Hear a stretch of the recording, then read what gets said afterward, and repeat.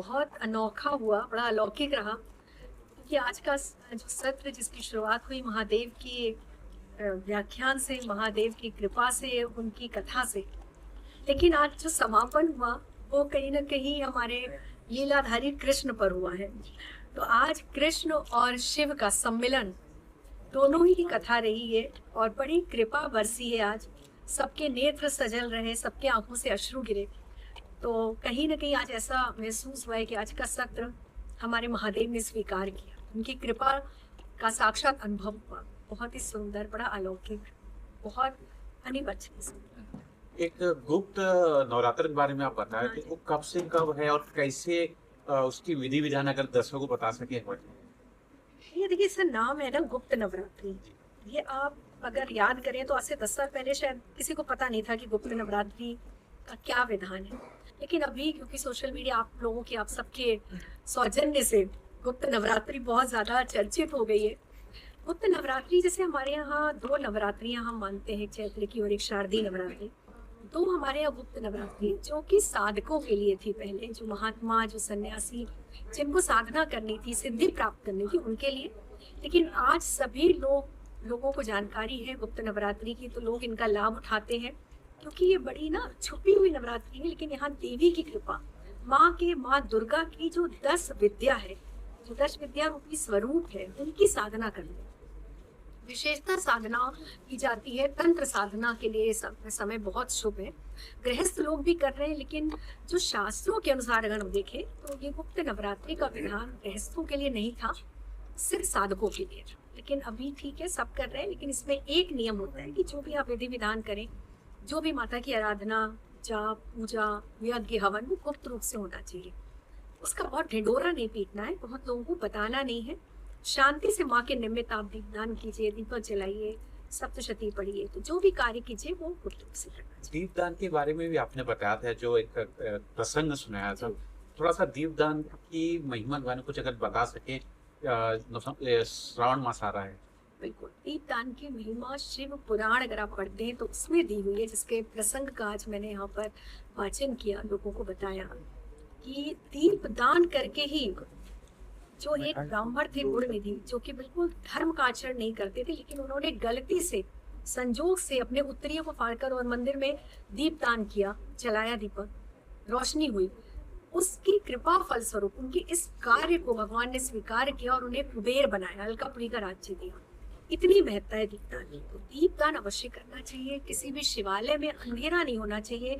प्रदोष काल में अगर संभव हो तो ये नियम अवश्य लेना चाहिए। अगर आप रोज करिए, नहीं तो शिवरात्रि के दिन, प्रदोष के दिन, जो हम मासिक त्रयोदशी कहते हैं, या फिर आप किसी भी सोमवार दीपदान अवश्य कीजिए। और आप देखिए, इसकी महत्व बहुत ज्यादा महत्व है। आपके जीवन का अंधकार दूर होने लगेगा। जिस समस्या से आपको लगता था कि ये अंधेरा तो दूर ही नहीं हो सकता, आप करके देखिए, आपको उसका हल मिलेगा। और मैम, क्या घर के मंदिर में जो देवता बैठते हैं, जो विराजमान है, क्या उनको दीपदान दिया जाता है? बिल्कुल, घर में तो दीपक जलाने का हमारे यहाँ रिवाज, प्रथा है। सुबह शाम हमें घी का दीपक जलाना ही चाहिए, क्योंकि दीपक क्या है, साक्ष्य, साक्षी है। हम लोग जब भी कोई विधि विधान करते हैं, आपने देखा होगा पंडित जी सबसे पहले दीपक जलवाते हैं, क्योंकि अग्नि को हमारे यहाँ साक्षी माना गया है हमारे किसी भी कार्य का। तो दीपदान, जब आप पूजा शुरू कीजिए अपने ठाकुर जी को, तो सबसे पहले दीपक अवश्य जलाइए। एक चीज और आपने बताया था, लोग का पूरा ध्यान जो है श्रृंगार में होता है, और लेकिन इसके अलावा आपने बताया कि नाम जप जो है बहुत तो महत्व है।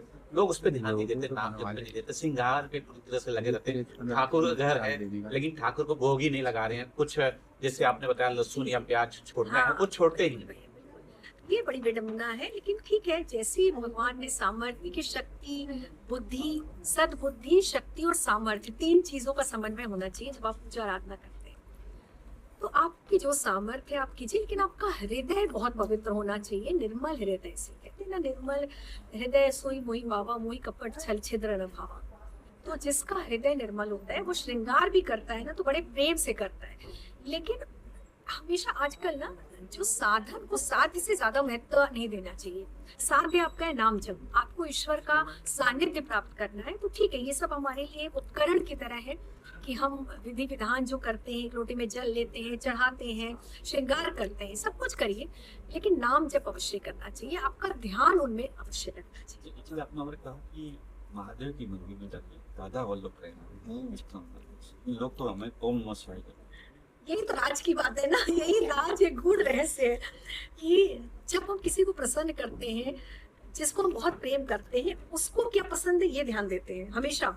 हम ये नहीं देखते कि हमें क्या पसंद है हम उसे चढ़ाए। तो महादेव को सबसे ज्यादा प्रिय है राधा वल्लभ का, क्योंकि वो उनके घर कैसे भी आप बात करो ना, घर के मंदिर में क्या करना चाहिए, तो शिव पार्वती का जो मंदिर है घर का, उसमें जिस ठाकुर की स्थापना उन्होंने की है वो है राधा वल्लभ। तो महादेव का हृदय है, इसलिए जब आप उनका नाम बोलते हैं तो महादेव जीत जाते हैं, प्रसन्न हो जाते हैं। आप उनकी जितनी भी पूजा कीजिए, लेकिन एक बार सिर्फ राधा वल्लभ बोल दीजिए, आप देखिए वो प्रसन्न हो जाएंगे, आपको महसूस होगी इनकी कृपा। एक चीज जरा मुझे होती है, मैं कुछ देखता आपकी बोल काट कर देखा मैंने कुलदेव की बात आपने कुलदेवी की बात करते बट कुलदेवी कुलदेव बहुत लोग बिल्कुल, कुलदेवी बहुत पता ही जरूरी नहीं है। कुलदेवी कौन है हमारे कुलदेवी वो होती है जो हमें अपने परिवार में, अपने उसमें लेकर आती है। उनकी वजह से ही तो हम, हमारा अस्तित्व है। कुलदेवी हमारे घर की मुखिया होती है, जिनकी वजह से हम कोई भी कार्य करते हैं, कोई भी धार्मिक कार्य करने में अगर हम सक्षम है तो वो कुलदेवी की प्रेरणा से है। जैसे घर की अगर मुखिया होती है ना, हम उनकी हमेशा हमें आदर करना चाहिए, सम्मान करना चाहिए। तो कुलदेवी तो हमें लेकर आई है इस परिवार में, परंपरा में, इसलिए उनको नहीं भूलना चाहिए। वो भी साक्षी होती है हमारे हर धार्मिक कृत्य का। अगर वो नाराज हो जाए तो आपके सारे कार्य विफल हो जाते हैं, आपकी सारी धार्मिक पूजा, यज्ञ, तप, हवन सब विफल हो जाते हैं। क्योंकि अगर हम घर के अपने माता पिता को न देखकर अगर हम बाहर ही जाते रहेंगे, सब कुछ करेंगे, शिवालय जाएंगे, मंदिर जाएंगे, लेकिन अपने माता पिता का आदर करेंगे तो हम कहाँ मिलेंगे? तो कुल देवी तो हमारी माता है, एक तरह से हमारी कुल की जो प्रारंभ, जो जिनसे प्रारंभ हुआ हमारा कुल, वो है। तो उनकी प्रसन्नता का ध्यान, उनसे हमेशा परमिशन, आदेश लेना चाहिए। घर में कोई भी शुभ कार्य हो तो हमें अपने उस स्थान पर, कुल देवी के स्थान पर पहुंचे जाना चाहिए। श्रावण आ रहा है, श्रावण के क्या कुछ खास करना चाहिए श्रावण महीने में? श्रावण में बस एक नियम बना लीजिए। देखिए, सावन में ही हलाहल विष भगवान शिव ने कंठ में धारण किया था, समुद्र मंथन हुआ था। तो भगवान बड़े बहुत ज्यादा, उनकी ज्वाला जो थी बहुत ज्यादा हो गई थी, उनका ताप बहुत बढ़ गया था, क्योंकि कंठ में हलाहल विष धारण किया था। इसीलिए महादेव को जल चढ़ाया जाता है, दूध चढ़ाया जाता है। तो जितना हो सके भगवान का अभिषेक, महादेव अभिषेक प्रिय है। पंचामृत से अभिषेक कीजिए, दूध, दही, घी, शक्कर, शहद से अभिषेक कीजिए महादेव का। कुछ नहीं तो गंगा जल से अभिषेक कीजिए। तो सावन में अभिषेक कीजिए जितना हो सके, रोज नियम बना लीजिए। और उसके बाद तो आपकी अपनी श्रद्धा है कि आप जो भी भगवान को अर्पित कीजिए। आप कुछ बोलना चाहेंगे? आज शिवाश्री ऋतु जी ने जो प्रवचन दिया है, जो आज का सत्र था, थोड़ा सा उस बारे में कुछ बोलना चाहें आप? महादेव महादेव शिवाश्री ऋतु जी ने प्रवचन नहीं, एक चर्चा की है, जिससे हम और आप बहुत आसानी से महादेव के साथ हम कनेक्ट हो सके। और उनकी चर्चा, उनकी बातचीत इतनी पावरफुल थी कि एक पल के लिए भी मेरे आंखों से आंसू नहीं रुक रहे थे। और मुझे लग रहा था कि एक कनेक्टिविटी की ज़रूरत होती है। हम सब उसी भोलेनाथ के एक एक अंश है, बट हम सबको तरीका नहीं पता होता है। और जैसे कि स्कूल जाने से पहले माँ बाप हमें सिखा के जाते हैं कि कैसे स्कूल में एंटर होना चाहिए, और स्कूल में एक जिम्मेदारी टीचर को दी जाती है, वो हमें सिखाती है कि पढ़ाई कहाँ से शुरू होनी चाहिए।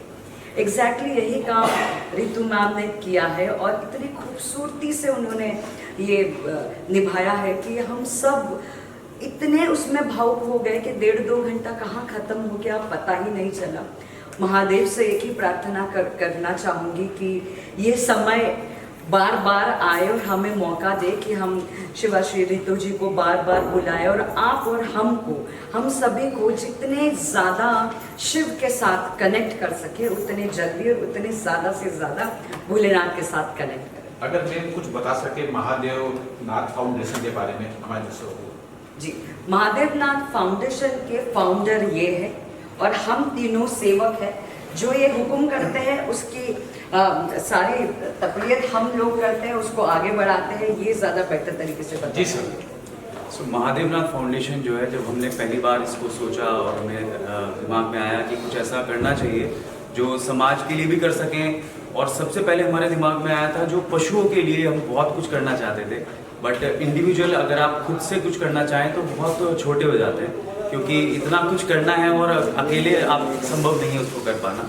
तो हमने सोचा कि एक फाउंडेशन का निर्माण किया जाए जिसके माध्यम से हम लोग जो है अपनी सेवा जारी रख सकें और बड़े लेवल पे कर सकें। सो महादेवनाथ फाउंडेशन इंसानों के लिए तो है ही है, बट पशुओं के लिए विशेष रूप से जो है हम लोग कार्य कर रहे हैं और अभी उसका पहला साल ही है और अगले साल तक मैं उम्मीद करता हूँ महादेव की कृपा बनी रहेगी तो ये फाउंडेशन इतना कुछ कर पाएगी शायद मुझे लगता है जो अभी तक की बहुत सारी फाउंडेशन सिर्फ और सिर्फ बिजनेस तो मैं नहीं कहूँगा लेकिन उतना अच्छे से नहीं ध्यान दे पाती।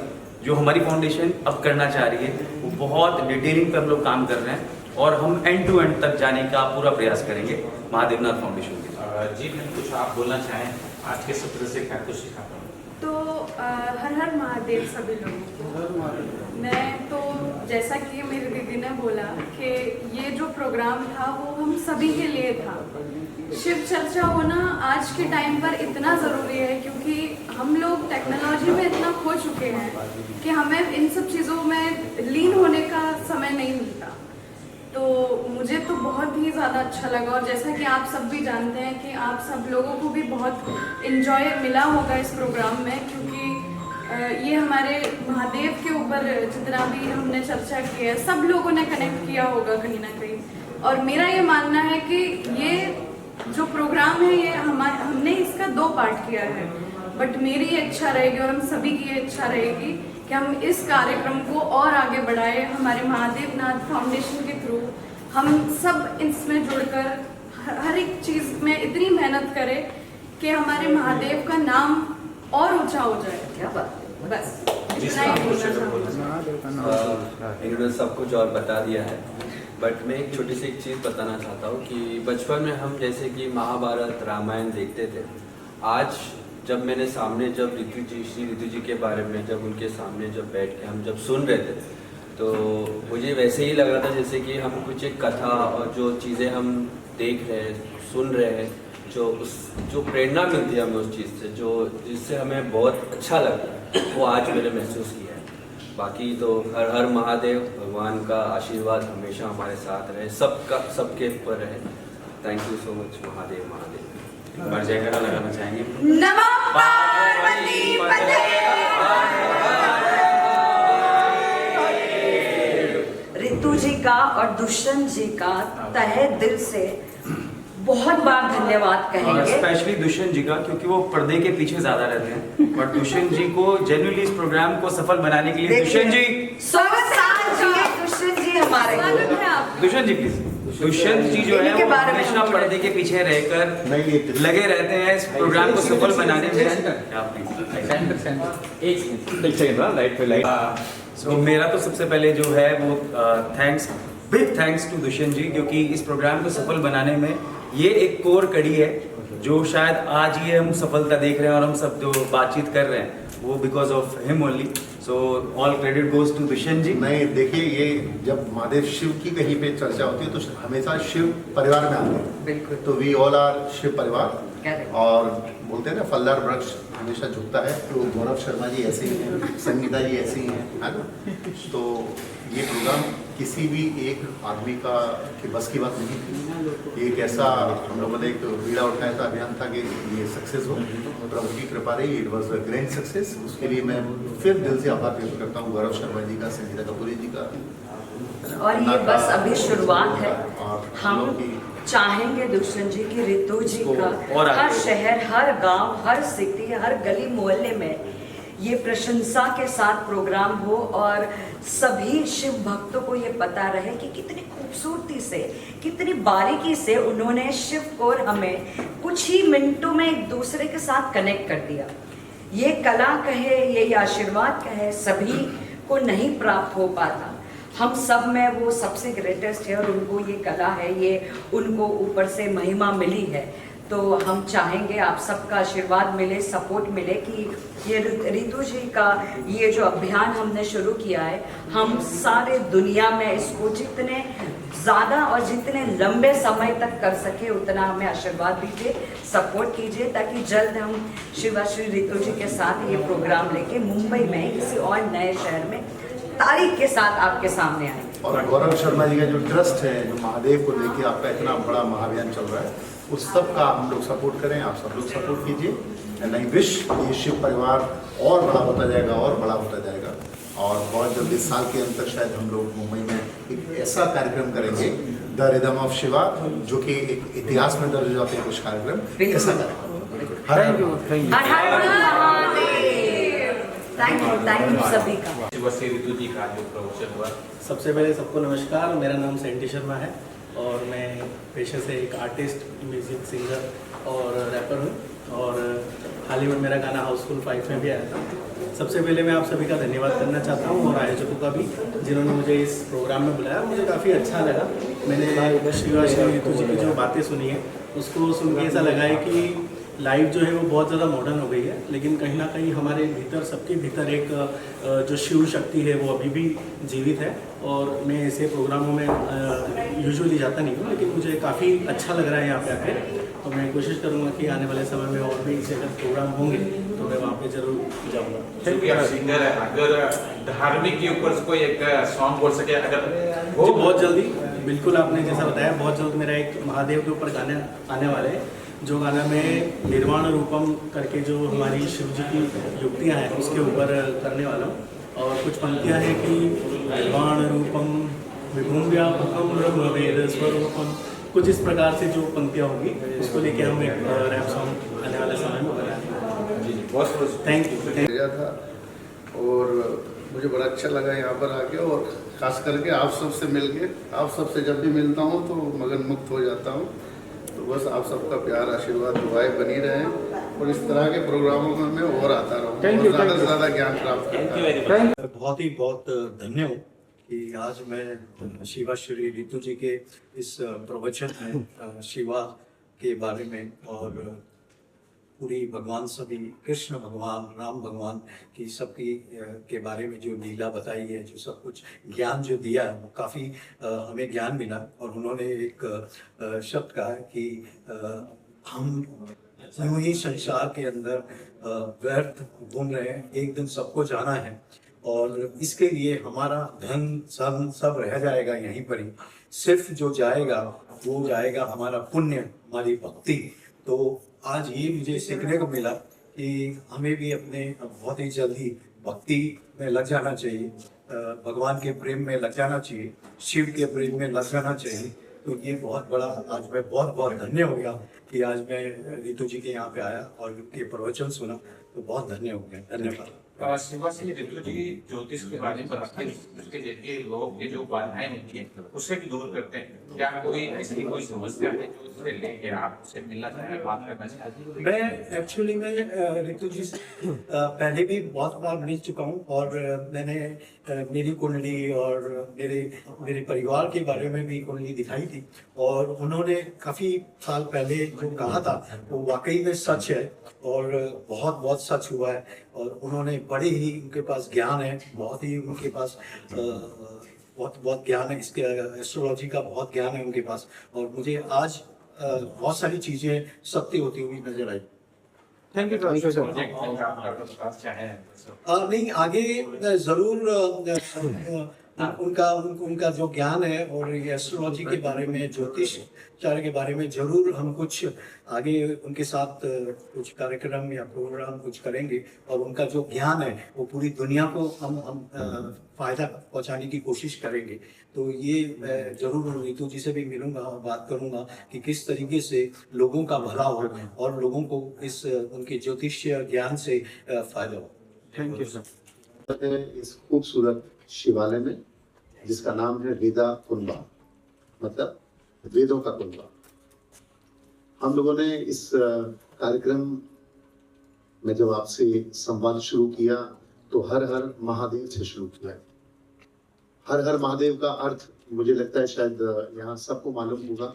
जिनको मालूम है एक बार प्लीज अपना हाथ उठा के बताएं कि उन्हें उसका अर्थ मालूम है। हर हर महादेव,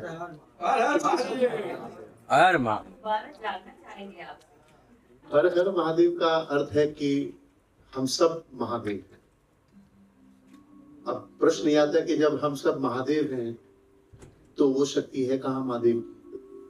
क्योंकि महादेव तो अनंत है, महादेव विशाल है, महादेव हर तरफ हर मीमांसा से परे है, तो वो है कहां जब हर हर महादेव। हर हर महादेव का अर्थ है कि महादेव मुझ में है, हम सब महादेव हैं। तो इसका अर्थ छुपा है उन त्रिदेवों में, परमपिता ब्रह्मा, महान विष्णु, जिनके जिम्मे सृष्टि का सबसे कठिन कार्य है, सृष्टि का संचालन करना, और महादेव, जिन्हें कहते हैं कि महादेव संहार करते हैं। अब संहार का मतलब यहाँ महादेव किसी को मृत्यु नहीं देते, आपको मारने नहीं आते महादेव।